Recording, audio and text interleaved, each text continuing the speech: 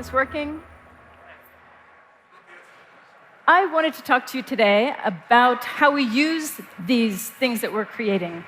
And so I've been thinking about speeding towards the world we want, and that's the direction I want to go. So here's the world we have.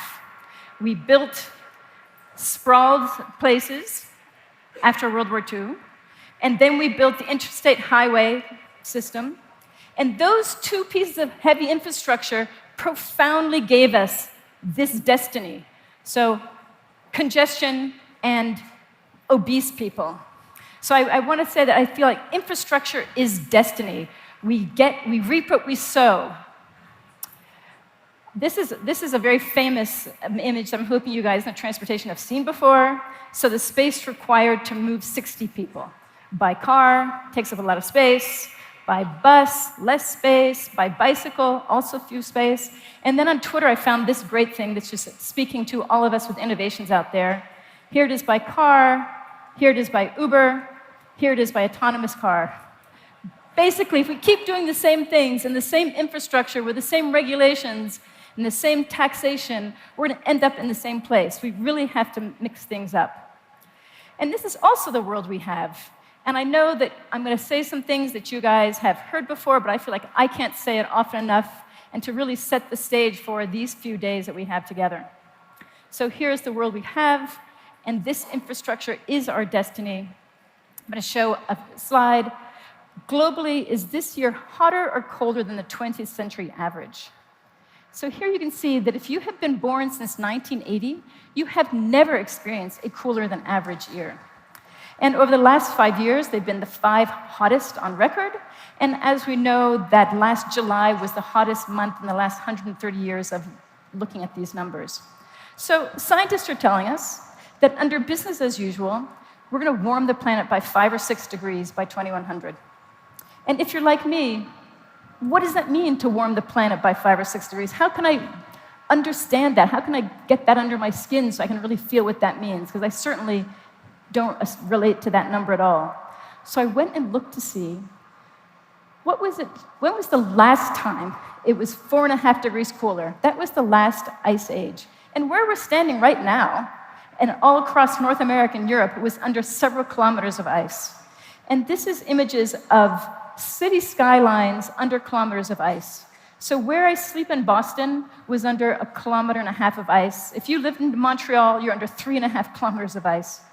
So if you want to know what it feels like to warm a planet by 4.5 degrees, just picture 20,000 years ago where we are today, and from under kilometers of ice to where we are today. So it is a terrifying thing that we are going forward that amount in the next 80 years. So whenever I want to get into my mind the existential nature of the problem we're facing, I think about this. And we could know that the IPCC just came out with a report in October that was looking at the differences between warming the planet by 1.5 degrees versus 2 degrees. What would that feel and look like? And they are suggesting that if we want to warm it by 1.5 degrees, we have to reduce emissions by 50% in the next 10 years, which seems pretty incredible. And I put this chart up here so you can see how steep that curve is, how steep and quickly we need to reduce emissions. And it seems pretty implausible. Like, how could we? It seems implausible to get to net zero by 2055, let alone by 2040. But I just want to point out to you what this report said, the differences between 1.5 and 2 degrees. So at 1.5 degrees, the Arctic will be ice-free once every 100 years. At 2 degrees of warming, it'll be ice-free once every 10 years. Just to call it a couple more, the decline in fisheries on which huge numbers of people around the world depend will be twice as bad at 2 degrees versus 1 degree. The population exposed to severe heat waves more than triples between 1.5 and 2 degrees. So when we say it feels impossible to reduce emissions 50% in 10 years, I want us to also get into our mind, if we say it's impossible, it means we're okay with 2 degrees. Are you okay with 2 degrees? I'm not okay with 2 degrees. I don't like 1.5. I definitely don't want to go. The difference between 1.5 and 2 degrees is so important that we really need to work at it and put that as our goal in our mind, regardless of how improbable it seems. The good news, Right now, I feel like the entire transportation sector is tectonic plates in motion. It's all in flux. The whole thing is in movement. And it's stressing existing business models, existing regulations, and existing revenue streams. And it's provoking this worldwide, particularly in urban areas, reevaluation of the status quo. And I think, yahoo, finally, we get to build the world we want. Everyone is discussing this. It's causing a lot of anxiety. Let's go. Like, what a perfect moment to be causing chaos in the transportation sector. And so technology has made sharing easy, and sharing is a way that we can get to much more efficient use of our transportation system and make people happier. So because of technology, that's why I could invent Zipcar almost 20 years ago. It's because of technology that I can use the transit app and find my way on public transit, even in cities that I don't know, and I can get on at the right spot and make changes. And it's because of technology that we can have the idea of turning e-hailing into actual real-time ride-sharing in cities where strangers are sharing the ride. This is a great picture, 1910 in New York City. And so while you're looking at the foreground of that electric scooter, I want you to look at the background. We still hadn't completely overrun our cities with cars yet. We still had optionality at that moment. We could have done something differently. I believe that the future, 50% of our trips will be done on micromobility. And why? Because 50% of our trips are less than 3 miles, or about 5 kilometers. Why are we doing them in these big, giant machines, taking up all that space? And it's good for everyone, everywhere. Right now, as you know, e-scooters have had pilots around the world, around the globe. In Portland, 75,000 users.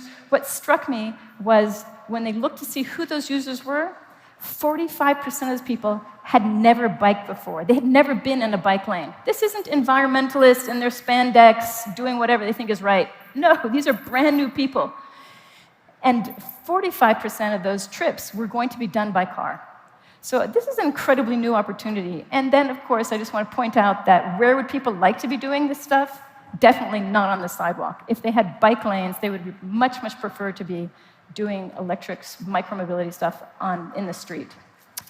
What I've been struck by is, what is your e-scooter trip replacing? This is, this first one I realize it's hard to read, but to replace car trips, this is pilots across the United States. 20 to 40% of those trips would have been done by car, people are saying. And I say, yay! And what's kind of disconcerting is 40% of those trips would have been done by walking or biking. So we are lazy suckers, and we always choose the easiest thing whenever we can. But we have this incredible opportunity here. NACTO just produced this chart. You can see that in the US, 84 million shared trips in 2018 was double what it was in 2017. And when I look more closely at that, what is interesting is that that entire doubling was done on electric vehicles. So electric bikes are used 3 times regular bikes. These are in shared systems. And electric scooters are used at 10 times the rate of the regular bikes. So I have a new grandson, and as I watch him, what I realize is we humans love to be motorized because it makes us into Superman, right? Every time we get on one of those, we feel great, which is why it is so much fun. And so I think we have this whole new opportunity that we never had before.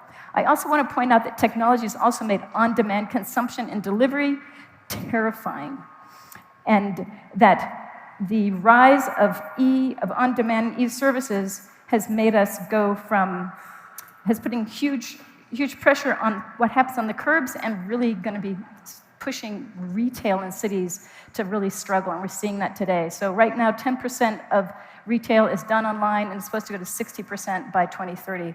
And as I think of automated vehicles, I really want you to consider the impacts of that. So because of this uncertain future, my first nonprofit that I co-founded is called Numo.global, trying to get both the public and private sector to pull all together in the same direction. And I had put together something called the Shared Mobility Principles, created by 10 of the world's largest NGOs, to have a shared value system that, regardless of whether you're a human, as a person, or a company, or a government, that we all agree that these are the ways, these are the principles that deliver really great cities. And over the last 2 years, we've had more than 200 companies and entities sign on, and I would encourage you guys to go endorse. It's a way that we can really get alignment and values, and as I say, all pull in the same direction. So I'm going to highlight a few of these. Number one, of course, is plan cities and mobility together, of course. And then I'm just going to talk about a few of these other ones. What if we made efficient use of lanes, vehicles, and curbs? This is shared mobility principle number 3. Here is, again, I love this picture, so I have to show it. This is a street in downtown Seattle. If you're a traffic engineer, you say, oh my God, what a congested street. We've already taken out the parking lanes. We've got to cap that with another, another lane of highway on top. And this is what that really looks like. Statistically, 75% of the cars have one occupant in it. So as we move forward, just to go back, because I know it's such a great picture, jammed, full, congested, and no, there's plenty of space. So how do we do that? What would it look like to make efficient use of space and lanes? This is Market Street in San Francisco, which used to be 6 lanes of cars. They've changed it, so the middle 2 lanes are for public transit. They're moving 60 people per lane block. The next ones are for bicycles. They move 40 people per lane block. And the last lane, 1 lane, is what it used to be all the lanes, people in their cars moving only 12 people per lane block. So we can be approaching this situation in a totally new way. What if we had fair user fees across all modes, i.e. a rational tax and regulatory infrastructure? This is principle number 7. How differently would we travel if we had true cost pricing? Let me just read a few of these for you. If walking costs you $1, society pays a penny. If biking costs you $1, society pays 8 cents. If busing costs you $1, society pays $1.50. If driving costs you $1, society pays $9.20. How differently would we travel if we were actually experiencing that in real time? On all those short trips, we'd be taking micromobility or walking for sure. So today, cities are kind of expressing ambivalence. Robin, take your bike. I don't care, whatever. Or take your car by yourself or go in a bus with 30 other people. Whatever, we don't care. As if they don't care, but of course they care. But they aren't giving us any signals. They aren't giving us pricing signals or lane reallocation signals. So it's as if we don't care. In San Francisco today, it's a $110 fine if you illegally park your car. And I want to point out, if you're a cyclist, you should recognize this. There's always someone parked in your bike lane. And it's $500 for illegally parking a scooter. These are not fair user fees across all modes. The signals we're getting are totally wrong. So the future should be a continuum, a multimodal system in cities, not just a car monopoly. And that I'll walk out the front door and I'm going to walk, take a bike, take a scooter, and this long continuum of shared trips. And if we want to have interoperability between those modes and competition among those modes, we must have shared mobility principle number 8, public benefits via open data. And the open data could be a whole talk in itself, as you guys know. What's happening as we digitize transport around privacy, who gets to see what, and what are the implications of that? And I put here across the bottom, sharedstreets.io. I think they're doing a best job around transport data. So if you're interested, go look at them. So I want to leave you with this as inspiration. This is a really well-known project in the transportation realm. This is in Seoul, Korea. This is the Chungcheong River Highway Project. In the 60s, 70s, and 80s, they covered over a river and made all the elevated highway because, of course, it was congested, so we had needed to keep adding lanes. So it ended up being 16 lanes of traffic. And you can imagine it was a miserable place to live near and be near. So the mayor of Seoul wanted to become president, and he wanted to have a signature project, and he had to kick and scream and fight to do this. He ripped off that highway and revealed the river underneath and made this beautiful parkway. On the 2 sides, there's 2 lanes on each side, which is 2 lanes of shared transport. And so if I think about building the world that we want to live in, I want to point out that the status quo actually sucks. And so infrastructure is our destiny. And we have to get this transition right. We have to build proactively the worlds we want. That just letting things play out will take us to a path of more of what we have, which is more and more congestion and more just miserable places to live and work. We need to transition to this sustainable, resilient, multimodal lifestyles where we can correct all the failings of cars. So I'm going to just leave you with these resources, and my colleague is coming out on the stage for a Q&A, and I'm going to ask you guys the first question. So, someone coming out? So we're going to have a Q&A that will be arranged by Holly. But to begin with, I wanted to ask you guys the first question. So I think we might be able to put some of the house lights up. I don't know. See how we go? I should be able to, I think. But so here's the question. I'm going to tee it up, and then I'm going to ask it. So the question is going to be, do you think the future is one where existing companies and existing governments evolve to address climate change and income inequality?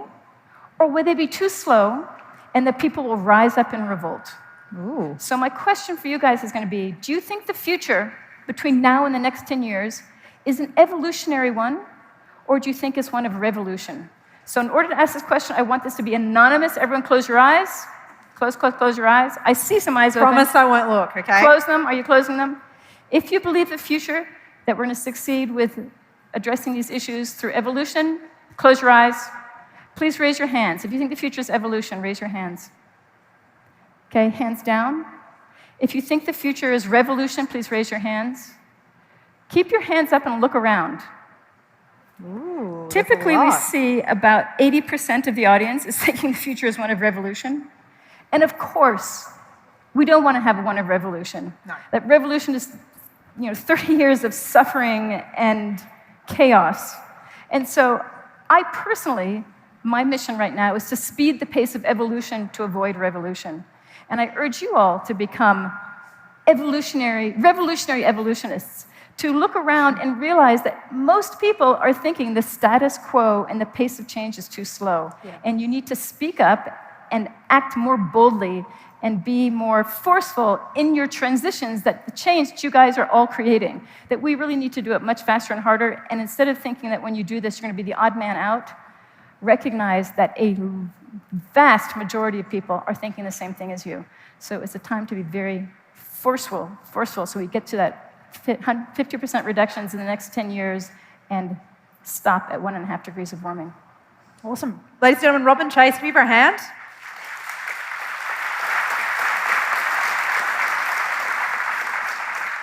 It's amazing to see you taking us through kind of your perspective on the market, particularly from someone who's been such a pioneer of the technologies yourself. I wanted to ask you, ending on that piece around we all need to be kind of revolutionary evolutionaries. There was a quote that was said about you in the Harvard Gazette, and it said, Robin Chase has already changed the way that we drive, but she's not satisfied. Now she wants to change the way that we live as well. So I wanted to ask you on that note of championing all of us to go out and be a bit more revolutionary. What would be the focus, the habits that you would encourage, or what would you like to catalyse amongst this room of leaders?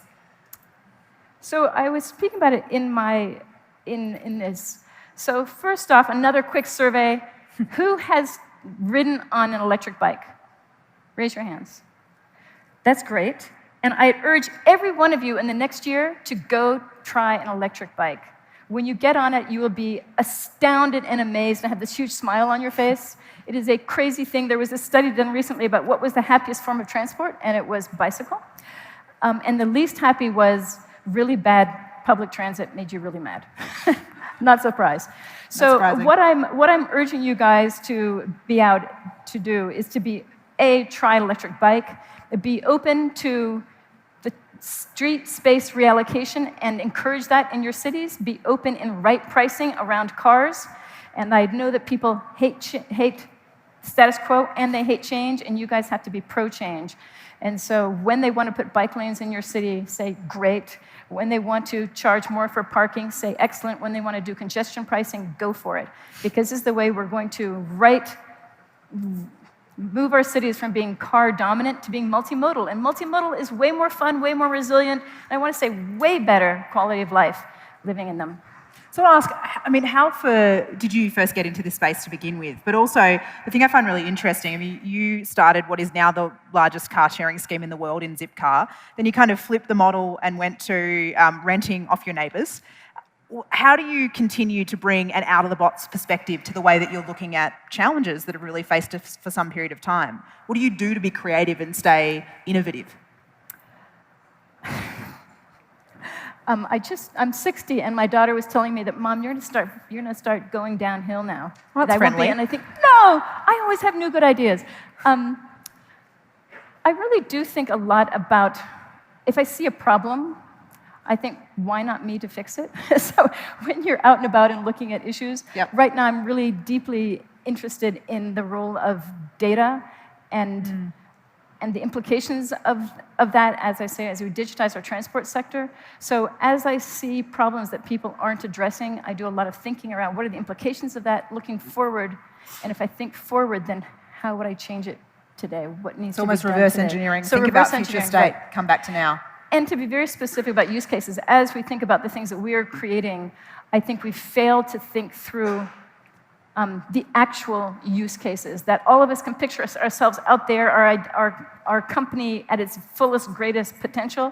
But the question is, when you come back to today, what is the first step in those transitions? And when you get to today, you have to become very concrete in how you go about changing the world and what has to be the first step. So another piece of advice. And how difficult have you found building momentum around these alternative ideas? You know, at the time you're coming up with them, they're not known in market. This idea of collaborative consumption wasn't really a thing when you first started Zipcar and the like. How do you get people to engage in a new way forward?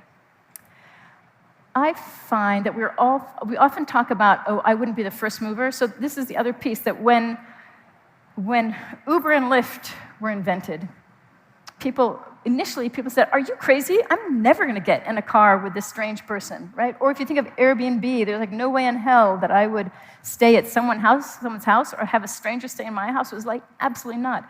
And so you might not be the actual first mover, but there are people in the population who are those first movers. And so how do you make it happen is you go find those first movers, and then you do a fantastic job marketing. That you make sure that those quality stories are the ones that are elevated and told and repeated. So I feel that, and if you think of anything that you've tried, you probably are trying something because someone you knew actually told you about it. It's much more likely that it's an individual. So it's all about storytelling and telling those stories where I laugh that, let's go to travel. Well, 100% of the trips, 80% of trips are mostly done by car. I'm going to start telling all the stories about how when the person went by bike or by ride sharing or by car sharing, how it was much more fun. They met this thing, it was cheaper, it was better, it was funner, it was faster, and elevate those benefits. I mean, everything has a cost-benefit analysis, and which side of the equation are you emphasizing?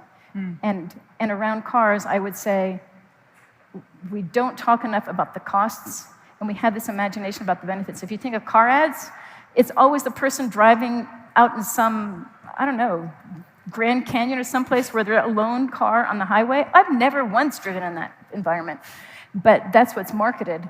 And so when we're doing these new innovations, we need to be elevating the benefits and the good stories because they are better than the status quo. And so it's just changing that equation. And if I can ask one final question, you've been on quite an extraordinary entrepreneurial journey. What for you has been the most challenging part of it? And is there a corresponding piece of advice you'd offer the entrepreneurs and the people who have got that idea on the back burner that are thinking about giving something new or bold a go, whether it's inside their existing organisation or outside? Well, my two pieces of advice to entrepreneurs. One is to figure out this wasn't a sentence when I did Zipcar and when I did these other things, but what's the minimum viable product? How quickly can you get in front of customers? Because you really, while your idea is brand new and great, and I hope some of you do have brand new ideas, how people relate to that idea, you need to have them involved. So what is the look and the feel and what, very fine-grained aspect of that? So how quickly can you get in front of users so that you can start evolving that to be better? And the second piece is, I talk about intellectual honesty, that if we're an entrepreneur, we are in full-on sales. My idea is great. I'm the right person for it. Give me lots of money because you're going to make a lot of money. Be a supplier of mine because it's all going to work out great. Like you're constantly selling. But in your heart, you should be really knowledgeable of the things that aren't working and aren't great. So because why do small companies ever beat up big companies? Because they are nimble and can evolve very quickly. So instead of it taking 6 months for someone to spy the problem and another 4 months for them to figure out how to solve it, you, in your startup, should be able to see the problem and correct it, like absolutely as fast as you can. And that includes hiring the right people around you. So know also your own personal failings. but really this idea of intellectual honesty. I like that phrase. I haven't heard that before. That's cool. Thank you so much for being here with us. Can we give Rob and Chase an enormous hand? Thank you so much.